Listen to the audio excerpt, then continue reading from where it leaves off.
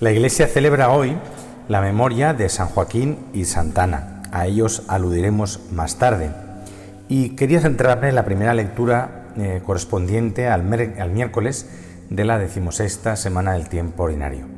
Mirad, los israelitas no recorrieron el desierto como un camino de liberación, sino muchas veces como un camino de murmuración.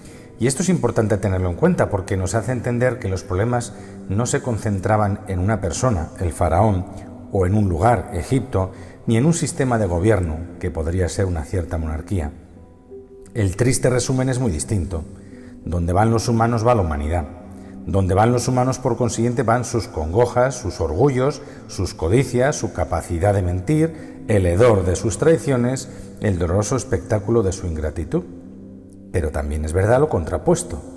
Donde van los humanos va la esperanza, va la posibilidad del heroísmo, va la posibilidad de la grandeza, de la santidad y de una generosidad capaz de conmover a sus mismos autores. La ocasión para esta murmuración que hoy contemplamos de los hebreos es el alimento. En Egipto, dice, nos sentábamos junto a las ollas de carne y comíamos pan hasta saciarnos. No dicen, sin embargo, que éramos esclavos, porque esa esclavitud que es nuestra continua necesidad de alimentos nos puede hacer olvidar que tenemos otras esclavitudes. Por otra parte, hay que notar que cuando las cosas salían bien, la gente cantaba sobre todo a Yahvé.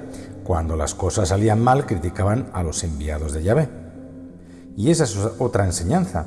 Es fácil atribuir los bienes a Dios, que está, entre comillas, tan lejos, mientras fustigamos a sus enviados, que están, entre comillas, tan cerca.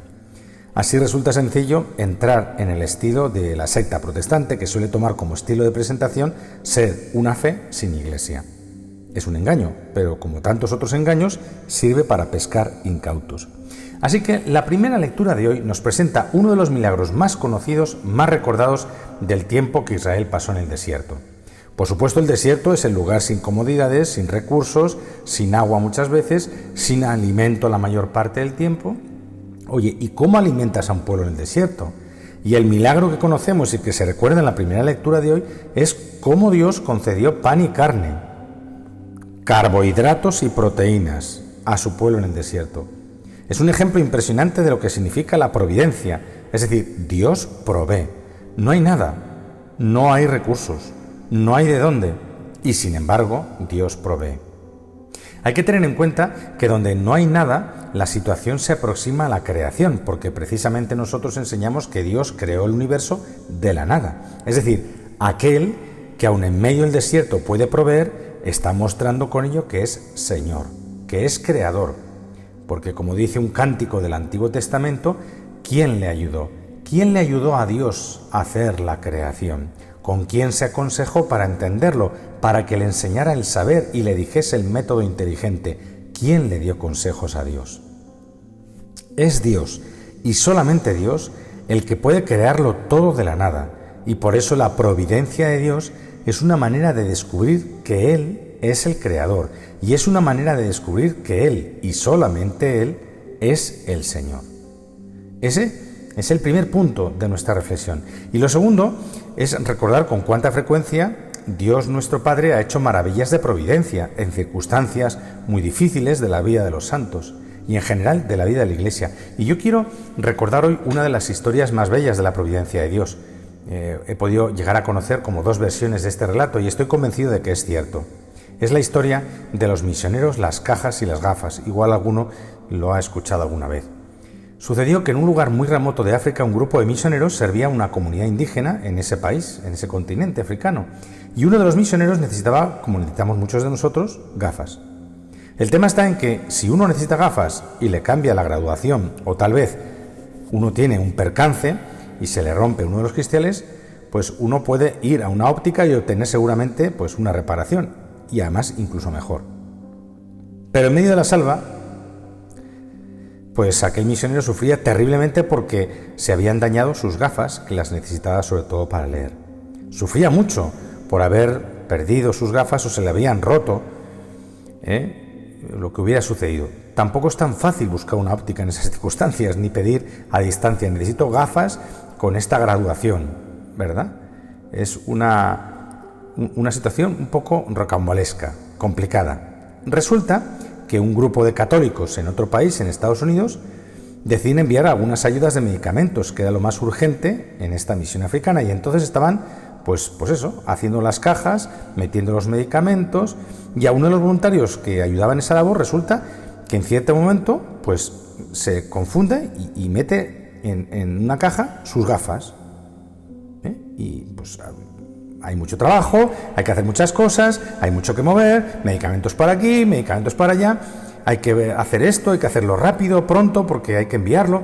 Las gafas llegaron hasta África, y llegaron esas gafas, y luego en la carta de agradecimiento comentaba el misionero con lágrimas en los ojos: no sé quién os ha dicho que yo necesitaba unas gafas, y quién os ha contado la graduación exacta para mis ojos, pero bendito sea Dios que todo lo provee.